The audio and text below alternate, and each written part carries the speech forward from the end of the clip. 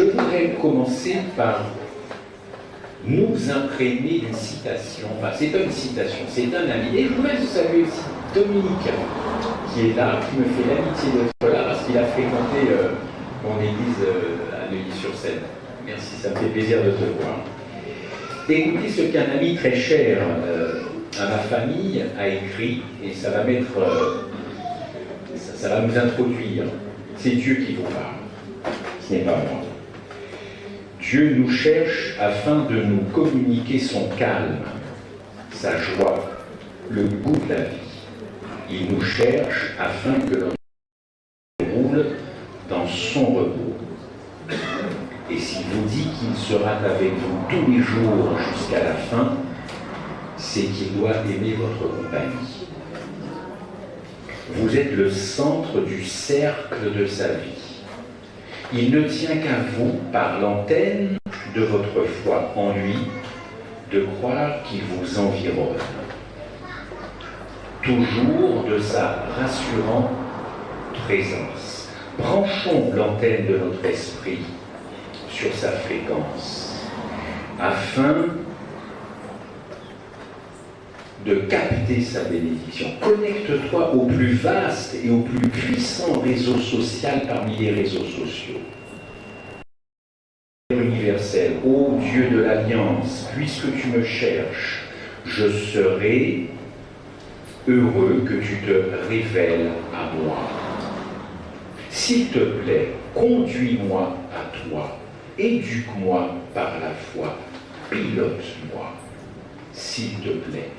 Je me sentirai honoré d'être branché sur ta fréquence et de te fréquenter, toi qui m'as fait comme une déclaration d'amour. Aujourd'hui, me voici. Je tenais à le faire de peur d'oublier. Des études ont mis en évidence que le fait que le bonheur est le but ultime de la vie, aussi bien pour les croyants que pour les non-croyants. Vous en conviendrez. Le bonheur est donc la préoccupation dominante de notre époque. C'est la quête d'un idéal bien souvent mystérieux et la plupart du temps insaisissable.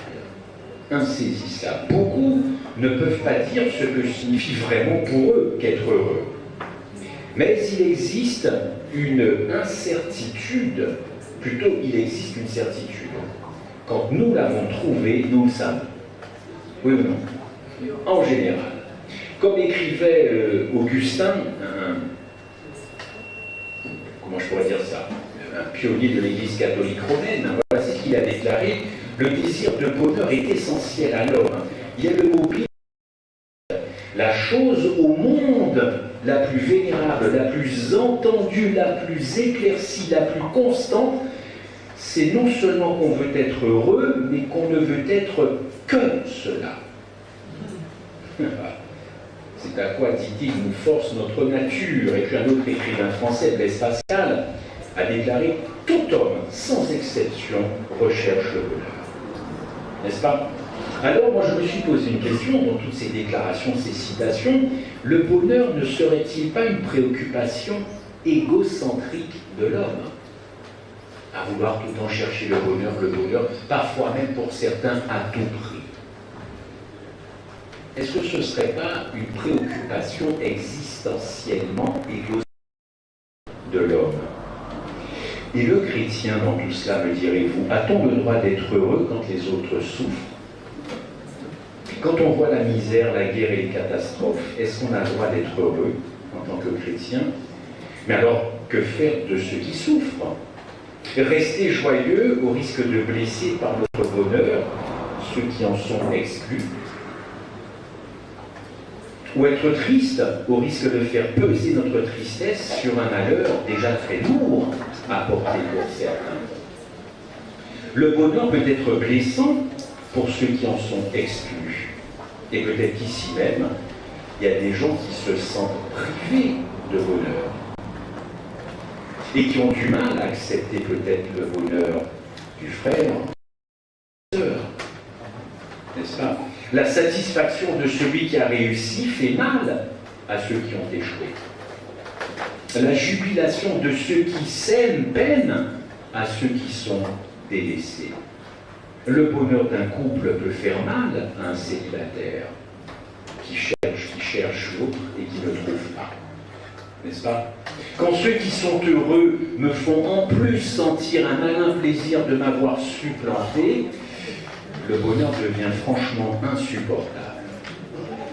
Un bonheur peut être plaisant, sans mauvaise intention. Sans mauvaise intention.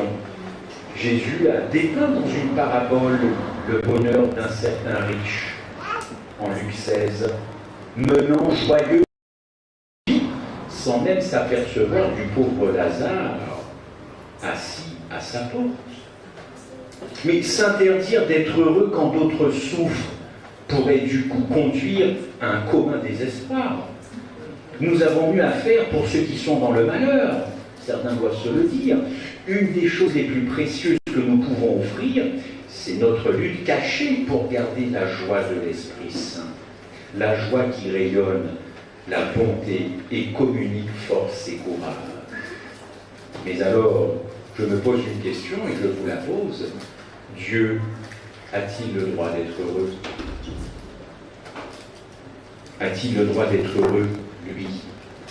Car nous parlons souvent de notre bonheur, mais est-ce que nous pensons? Et si le bonheur de Dieu dépendait du mien? Et si son bonheur dépendait du mien, chers amis? Soyons clairs, le bonheur du chrétien ne dépend pas du fait d'accomplir de bonnes œuvres, mais de la foi. Et j'ai juste envie de vous dire que le verset qui vous a été lu en Jean 3,16, je ne sais pas, vous avez dû entendre des centaines de prédications sur Jean 3,16, donc je ne prêcherai pas sur Jean 3,16, mais je pense que ce verset fait le bonheur de Dieu. On va le voir. Le premier pas, je pense, consiste à croire que Dieu vous aime. Comme si vous étiez la seule personne au monde pour laquelle le Christ serait mort. C'est ce qu'on dit. C'est déjà un bonheur pour Dieu. Croire en lui. Croire en la mort de son Fils. En tant que participants à la race humaine, vous et moi, nous représentons le monde avec toutes ses tendances au mal. Le sacrifice de la croix a donc été accompli par vous. Jean 3,16. Je pense que son bonheur à Dieu dépend aussi de cette prise de conscience, de cette mort à Golgotha. Il n'est pas mort pour rien. Voici peut-être le début du bonheur de Dieu. C'est vous ici, dans ce temple. Il n'est pas mort pour rien. 2 Corinthiens 5,14, si Jésus n'est pas mort pour nous, on n'existerait pas, dit l'apôtre Paul, n'est-ce pas? Romains 8, 31, que dire de plus? Si Dieu est pour nous, qui sera contre nous? C'est peut-être aussi ça, le début du bonheur pour Dieu, d'être toujours avec nous et de croire qu'il sera toujours avec nous. Le texte poursuit, lui qui n'a même pas épargné son propre Fils, mais qui l'a livré pour nous. Il y a, c'est vrai, une histoire dans la Bible qui va très bien illustrer ce que je vais dire. Désolé pour ceux qui la connaissent, mais celle-là, je n'arriverai pas à m'en sortir. Alors j'ai bien regardé dans les vidéos précédentes si j'avais déjà prêché là-dessus.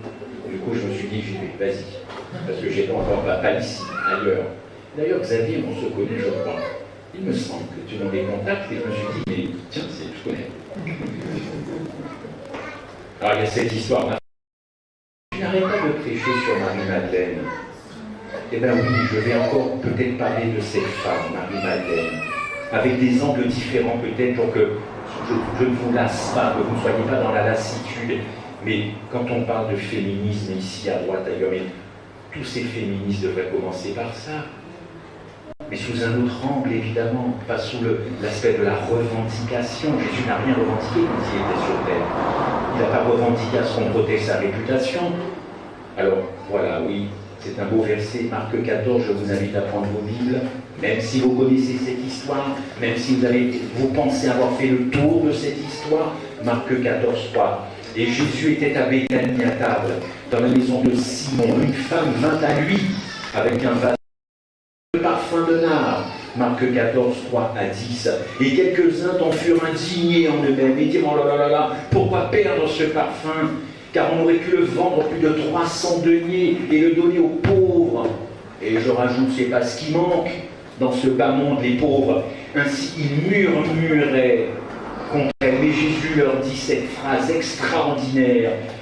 Laissez-la, pourquoi vous lui faites de la peine? Elle a fait une bonne action à mon égard, car vous aurez toujours des pauvres avec vous, et toutes les fois que vous voudrez, vous pourrez leur faire du bien, mais vous ne m'aurez pas toujours. Elle a fait ce qui était en son pouvoir, elle a embaumé par avance mon corps pour ma sépulture. Est-ce que le Christ n'avait pas droit à un instant de bonheur à ce moment?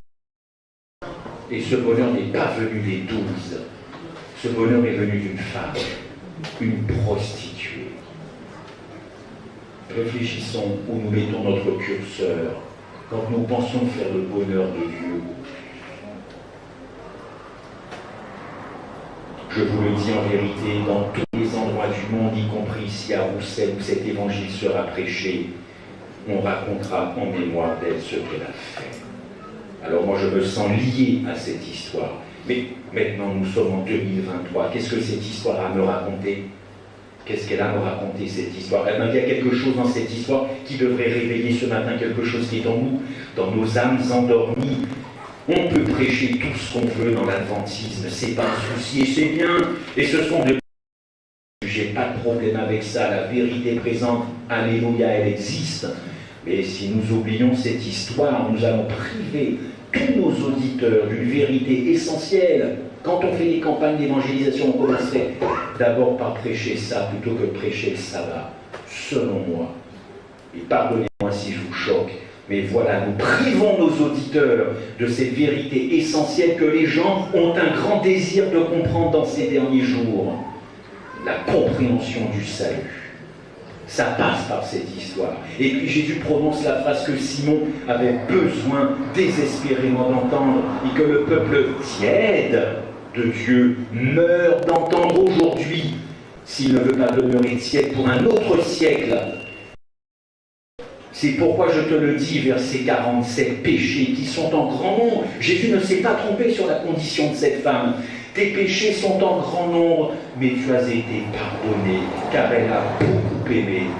Mais celui à qui on pardonne peu aime peu. Bon sang, voilà la quintessence même du pardon dans la Bible.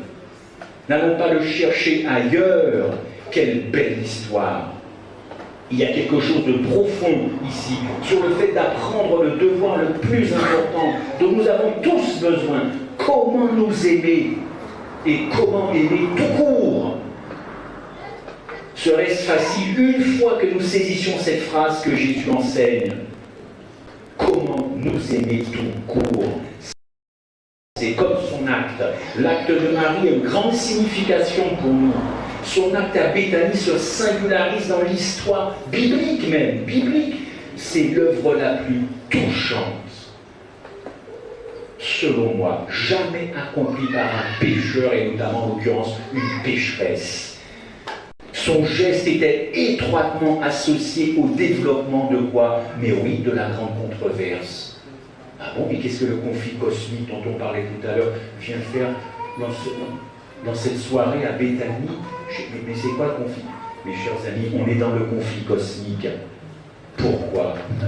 Parce que l'affirmation de Satan en disant que l'humanité est n'est pas capable de reconnaître par rapport à ce que Christ a fait. Ça, c'est son accusation majeure. Tu as un peuple sur cette terre qui sera incapable de reconnaître ce que tu as fait à Golgotha.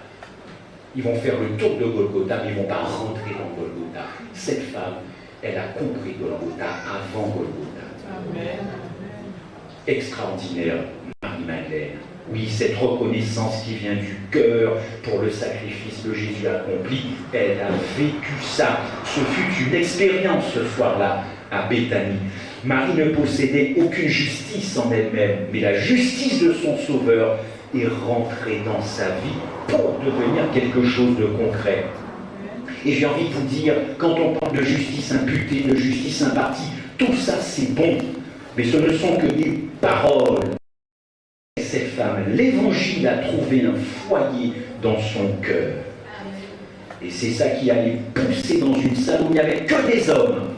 Elle n'avait pas le droit d'être là. Je m'en fiche a dû-t-elle se dire, j'ai trouvé la seule personne qui m'aime. Et quand Dieu dit que nous avons perdu notre premier amour, j'en suis le premier. Et ça, il faut que ça change, et ça passe par le caractère, la douceur, la douceur, la douceur. Oh, imaginez à quel point son acte noble a réjoui le cœur de Jésus. Oui, Jésus avait le droit au bonheur à ce moment-là, parce que le pire se profilait. Le pire se profilait. Nous ne pensons pas suffisamment au bonheur de Dieu. Alors vous allez me dire, oui, mais vu là où il est, tout est bon. Hein? Les anges sont là pour faire son bonheur. Non. Son bonheur, c'est toi et moi. Bien sûr que ils sont nombreux les autres, mais c'est avant tout toi et moi. Marie-Madeleine a compris ça, n'est-ce pas? Oui, cet acte a réjoui le cœur de Jésus-Christ dans ses heures les plus ténébreuses. Aucun ange du ciel n'aurait pu apporter à Jésus le réconfort ce soir-là, à Béthanie. Non, c'est Marie-Madeleine remplie de larmes qui lui a donné ce bonheur. Dans la foi sacrificielle de Marie-Madeleine, Jésus a vu un gage de sa joie finale. La joie que nous avons perdue de l'Évangile, n'est-ce pas, qui fait que nous arrivons avec des mines un peu tristes. On n'est pas toujours dans la joie, et pourtant vous avez des chantres qui font vraiment tout. Gloire à Dieu. Et nous avons perdu cette joie. On a des semaines trop compliquées. Et alors, elles ne le sont pas pour le Christ, des semaines compliquées à nous gérer aussi. Mais il est dans la joie, lui, même si le malheur ne fait qu'entourer sa vue. Nous perdons la joie du salut et la joie du sabbat. Au fond, Marie était incapable de défendre son action face à tous ses accusateurs. Et Jésus lui-même est venu prendre la défense de cette prostituée qui couchait avec les dirigeants romains. Quel statut! Venir au pied du Christ, souillé par des hommes, et tu te présentes comme ça? Mes amis,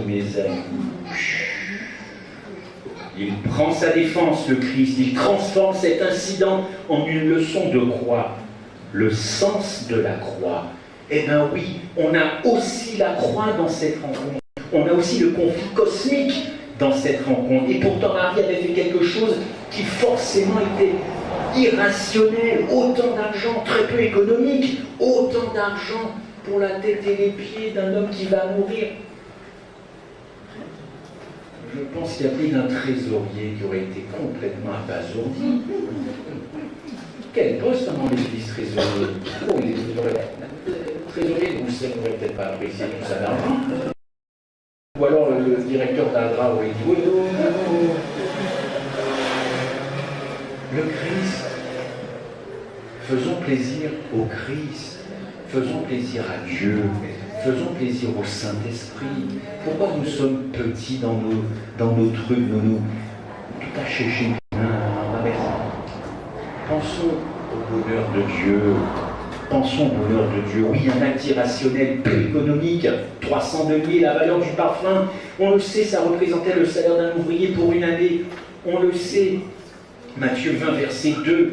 Une pareille somme, c'est vrai, aurait probablement été suffisant pour fournir les 5000 hommes. Vous savez, on en a parlé un petit peu, mais bien sûr, peut-être même 10 000 hommes, que sais-je, sans compter les femmes et les enfants, selon l'estimation minutieuse de Philippe.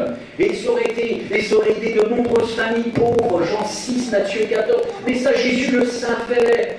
Mais Jésus n'est pas rentré dans ces considérations d'argent. Jamais il a dit à Marie-Madeleine, même tu sais, avec 200 deniers, ça m'aurait suffi, ou même 150. Je lis dans tes pensées, je n'ai pas besoin de tout cet argent.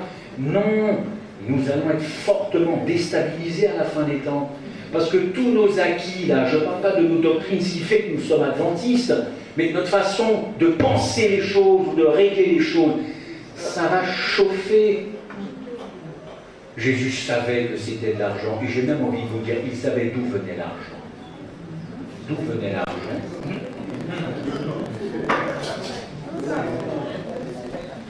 Drôle d'économie, hein? Est-ce que c'est un problème pour le Christ? Il a fait une réflexion là-dessus? Écoutez.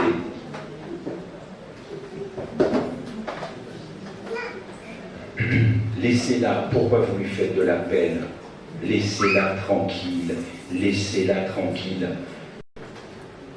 Elle fait mon bonheur à ce moment-là. Elle fait mon bonheur. Le mot bon dans la Bible, c'est kalos.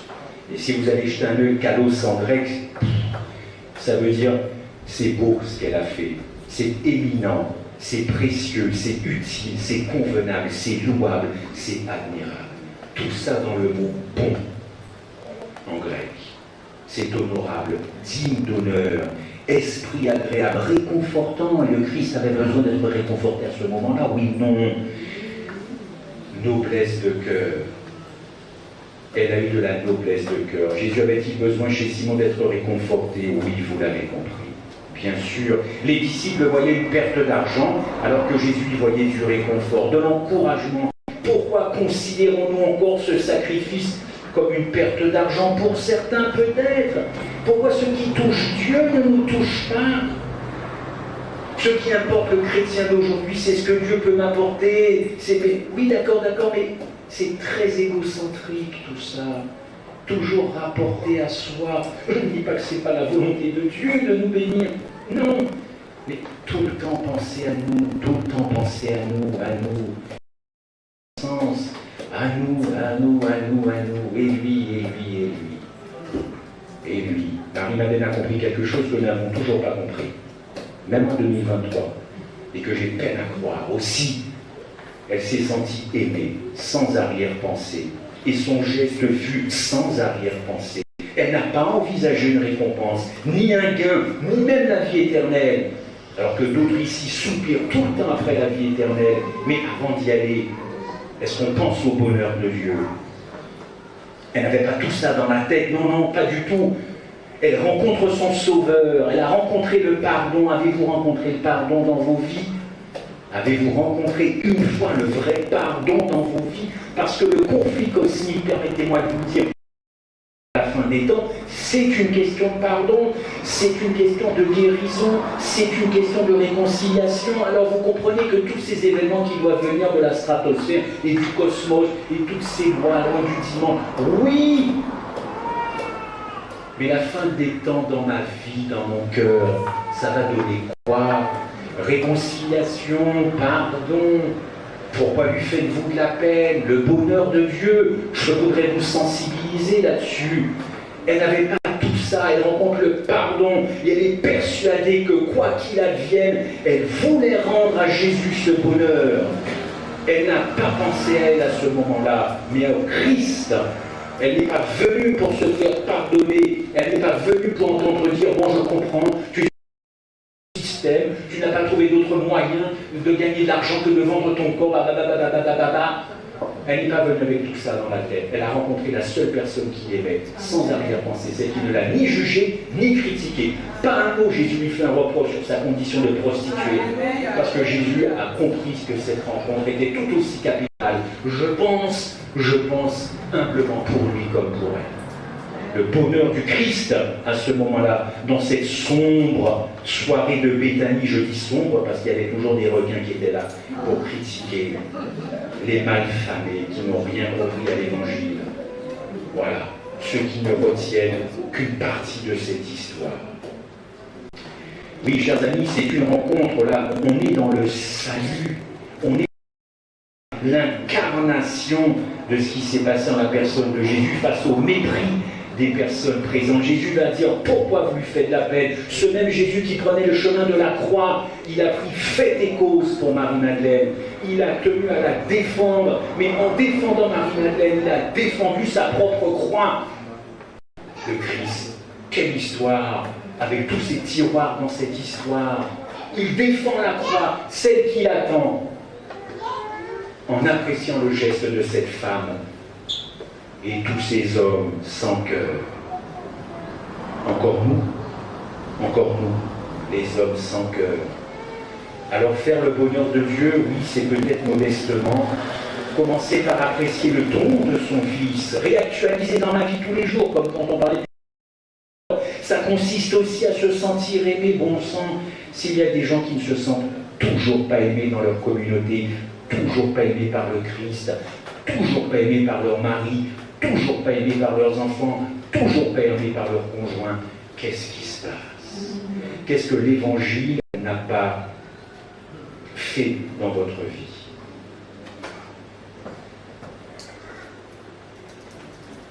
Alors c'est vrai que beaucoup pensent que faire le bonheur de Dieu, c'est d'abord obéir. Ça compte, mais ça vient après. Reconnais, apprécie, et tu obéiras tout naturellement. Combien il était encourageant pour Jésus de voir réfléchir en Marie-Madeleine, tiens, l'image de son caractère. Ça tombe bien. C'est l'objet de nos rencontres. Il a vu en Marie-Madeleine l'image de son propre caractère, n'est-ce pas? Oui, chez une femme qui était pécheresse, Luc 7,37, gravement pécheresse. Comment, dans une prostituée, le Christ peut-il voir son image réfléchie? Si bon, on va en discuter parce que ça va quand même demander quelques heures d'études, ça. Quand vous voyez des prostituées, vous voyez l'image du Christ en elles? J'habite pas loin du bois de Boulogne, quand je passe, je fais attention, mais je ne vois pas l'image du Christ. Et si parmi elles, elle se présentait dans une communauté adventiste, et reconnaître tout l'amour que le Christ a eu, on ferait quoi comme un bon accueil, je pense. Mais franchement, voir dans une prostituée l'image du Christ, a priori, de prime abord, on n'est pas trop d'accord. Et pourtant, Marie est entrée dans cette assemblée d'hommes, vous le savez, elle est venue s'agenouiller et elle a versé le précieux nard. Et je le répète, elle a rencontré la seule personne qui n'a pas jugé, ni critiqué. Elle n'a même pas cherché à séduire Jésus-Christ. C'est l'objet de la leçon d'école du sabbat la semaine prochaine, la séduction. Certains ont pu voir une histoire d'amour, un Jésus-Christ qui commence un petit peu à faiblir au niveau des sentiments. Le Christ n'est pas rentré dans ça. Le Christ a des sentiments plus nobles que la chair, évidemment. Elle lave les pieds, la tête, Jésus est poussiéreux, tout ça c'est nettoyé, c'est loin de ce goûteux parfum. Luc, lui, nous dit qu'elle a pleuré et qu'elle sécha de ses larmes les pieds du Christ. Dieu. Si lors de la Sainte Seine, on lave les pieds de nos frères, de nos sœurs, on était dans cet état de profonde communion fraternelle, je peux vous assurer que ça va dégager les temps. Ça va être terrible. Voilà sans doute le plus bel acte jamais commis par un membre de la famille humaine déchu. Marie savait qu'elle avait été pardonnée et qu'elle avait été guérie. C'était ça aussi, pardonnée et guérie. Et bien sûr, on peut penser, la Bible le dit, elle a dû arrêter cette activité. Forcément, on ne peut pas vivre une telle intimité avec le Christ et continuer de faire ce qu'elle faisait. Certains témoins de la scène n'ont pas apprécié du tout, on l'a vu. Pour Marie, elle restait une prostituée, ça ne change pas, une moins que rien, une pécheresse. Mais Simon a eu cette phrase d'ailleurs, si cet homme était prophète, il saurait qui est cette femme qui le touche, est une pécheresse. Est-ce que nous saisissons la profondeur de l'enseignement théologique contenu dans la réponse de Jésus? Jésus ne veut pas dire que cette femme a été pardonnée parce qu'elle aime, mais comme elle a beaucoup aimé, elle a été pardonnée. Et regardez autour de vous, ceux qui aiment peu en général, pardonnent peu. On a tous fait l'expérience. Je répète, ceux qui aiment peu les gens pardonnent peu. Mais ceux qui aiment beaucoup ont vraiment tendance à beaucoup pardonner. Et c'est déjà un bon chemin, le chemin de l'Évangile. Son amour est l'expression de son cœur reconnaissant, qui apprécie qu'on lui ait pardonné au préalable. Parce qu'en allant voir le Christ, elle s'est sentie de facto, je ne sais pas, elle a dû sentir une ambiance qui se dégageait du Christ, elle s'est sentie apaisée. Et je pense qu'elle a dû se dire, j'arrête ce que je fais. Je suis au contact de la seule personne qui n'a pas envie de coucher avec moi. Qu'est-ce qui s'est passé dans sa tête? Qu'est-ce qui s'est passé dans le crâne et le cerveau du Christ à ce moment-là? Rencontrer quelqu'un sans arrière-pensée, qui ne cherche pas à vous magouiller, à vous esquiver. Non, rien. Et elle avait conscience de qui elle rencontrait. Son amour est l'expression de son cœur reconnaissant. C'est ça qui nous manque et qui fait aussi le bonheur de Dieu, un cœur reconnaissant. Elle a apprécié ce pardon. L'intensité de son amour est proportionnelle au pardon que son cœur a reçu. Ah, chers amis, quelle rencontre!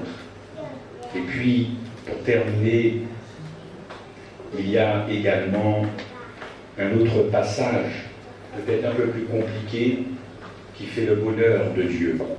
Le bonheur de Dieu. Il n'est pas mort pour rien, notre Sauveur. Et pourtant, quand il dit « Mon âme est triste jusqu'à la mort », vous savez, Jésus n'avait jamais prononcé cette phrase devant ses disciples. Avant d'entrer dans ce jardin, c'est vrai, il disait « Je ne suis pas seul. Le Père est avec moi. Lui et moi, nous sommes un. » Cette unité, cette unicité. Jésus est Dieu, les deux doigts de la main. Sauf que là, mon âme est triste jusqu'à la mort. En entrant de ce jardin, il va se passer quelque chose, n'est-ce pas? Triste jusqu'à la mort, a dit le Christ, jusqu'à la mort. Alors qu'il quittait ses 3 disciples pour aller prier, une oppression pesante, mon âme est saisie d'une tristesse. Le grec d'ailleurs donne un sens de stupeur total pour le Christ, des tourments douloureux. Ça comporte l'idée d'un isolement. Je suis triste jusqu'à la mort. L'absence d'amis, l'abandon. Et c'est tellement vrai que quand Jésus revient pour chercher la sympathie humaine, ses amis, vous savez, se sont endormis. Je crois qu'il est loin qu'à déclarer dans Jésus-Christ le cœur humain de sympathie quand il souffre. Le Christ éprouvait ce besoin dans les profondeurs de son être, dans l'agonie suprême de son âme. Il s'approcha des disciples avec un désir intense de recevoir quelques paroles, mais il s'était assoupi. Combien la malignité du péché lui paraissait grande, poursuit-elle. Les disciples auraient voulu aller vers lui, mais ils se sont assoupis.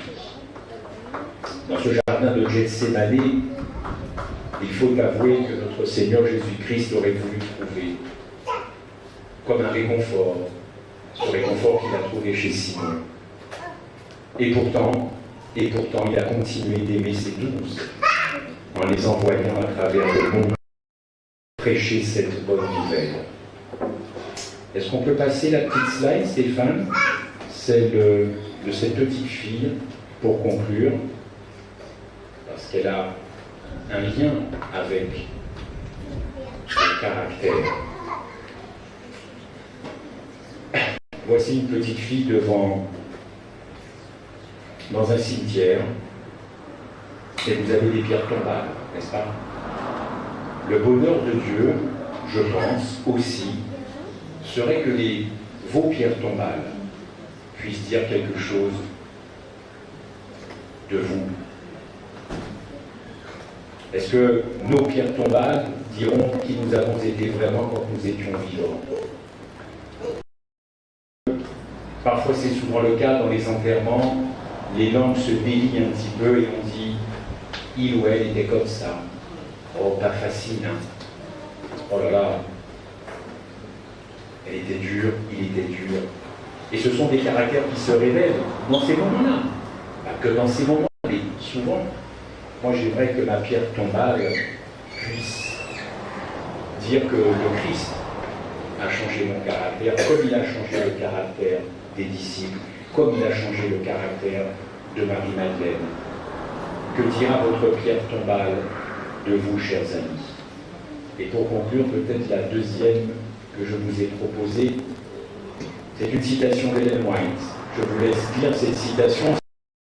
Persuader les incroyants que nous avons la vérité qui sanctifie l'âme et transforme le caractère. Regardez ce qu'elle rajoute après.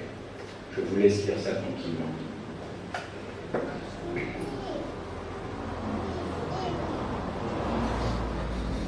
Une citation pour nous adventistes du 7e jour qui pointons souvent le doigt sur les erreurs des autres. Mais ça ne fera pas un changement de mon caractère, cette affaire-là. Et vous remarquerez que dans cette citation, il est question d'une vérité qui sanctifie l'âme.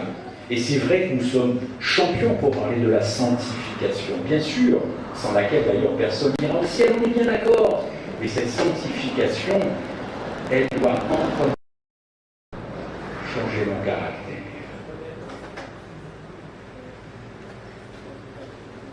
Marie-Madeleine, ce soir-là, devant ses détracteurs, a connu la justification. Elle a connu la sanctification. Et tout ça, c'est devenu vérité. Elle a vécu, c'était une expérience. Ce n'était pas que des mots, ce n'était pas que de la théologie ni de la doctrine. La fin des temps nous donne rendez-vous, chers amis, à vous comme à moi. Elle nous donne rendez-vous. Elle nous donne rendez-vous. Comment mon caractère, mon cœur fera face à tout ce qui doit nous tomber sur la tête. Et Dieu a le droit au bonheur. Le bonheur, caractère complètement transformé.